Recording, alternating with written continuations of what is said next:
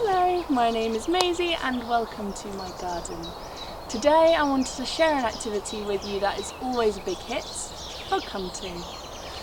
And I wanted to share a few ideas with you on how to make it a little bit more accessible at home and share some resources and some ideas for activities to tie it all together. So first of all, I thought it might be a good idea to talk about where we can find our creepy crawly friends. So as you can imagine, with them being very small, there are lots of animals out there, lots of predators that want to eat them. So somewhere covered up, somewhere dark and somewhere damp is where most bugs like to live. So we can have a look under logs, we can have a look on the tree mulch on the ground underneath there, you might find some springtails.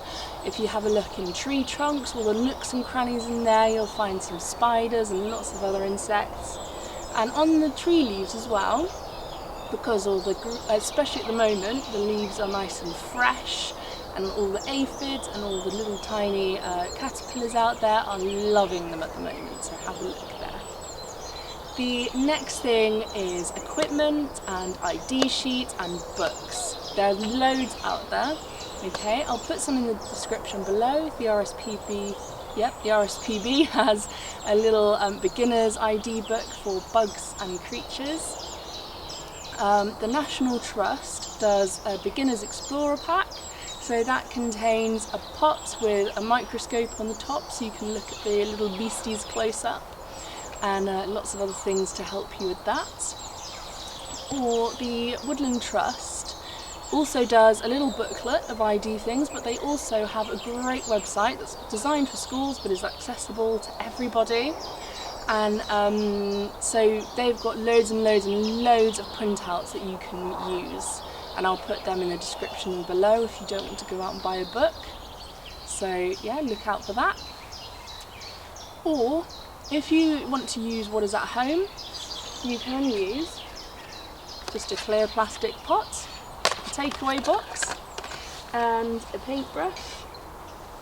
And if you want to give them I'm sure if in your bedroom maybe you have a microscope, that's great as well, and you can have an extra close look up at those little beasties.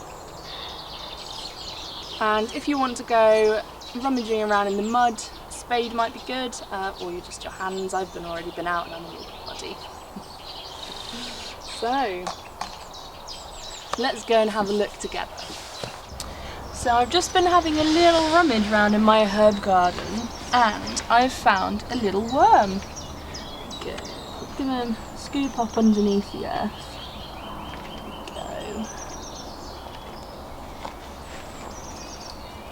Oh, you can't really see him there, but he's a teeny tiny little worm. Okay, we won't leave him in there for too long because otherwise he'll dry out. But we can keep him here just long enough to have a look at how many body parts he has.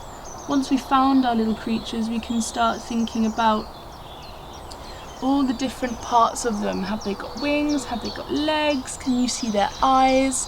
How many body parts have they got? And once we've answered all these questions, then we can move on to our next activity. So the most important part now is that we make sure that we put him back where we found him. Okay. There we go. Cover him back over with some soil so he can't be got by birds. So now that we've found all our creepy crawly friends, I thought we could make some clay bugs. This is the reason why I asked you to have a look at all their legs and see if you could see their eyes and see how many body parts they had, because now we can make them.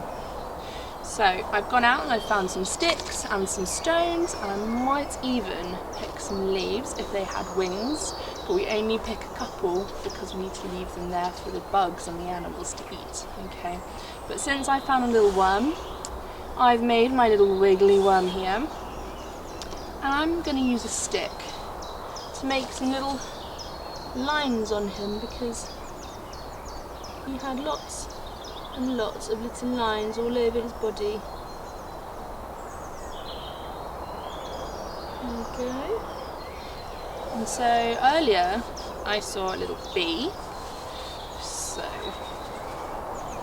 make a little round body because it was a big fluffy honeybee. And he had 6 legs. Go stick all those legs in there.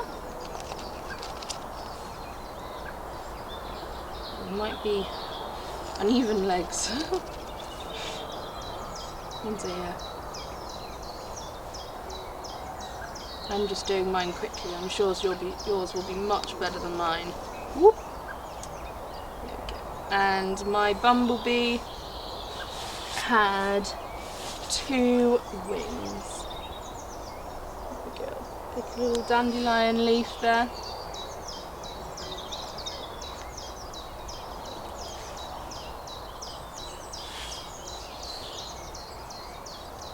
And there we have it. That's a very simple little bumblebee. I'm sure yours will be much, much better. Okay, thank you very much for watching, and I hope you found this video helpful and any tips that I gave to you were interesting. Let me know how it goes. Send me some pictures. I would love to see what creepy crawly friends you found and made.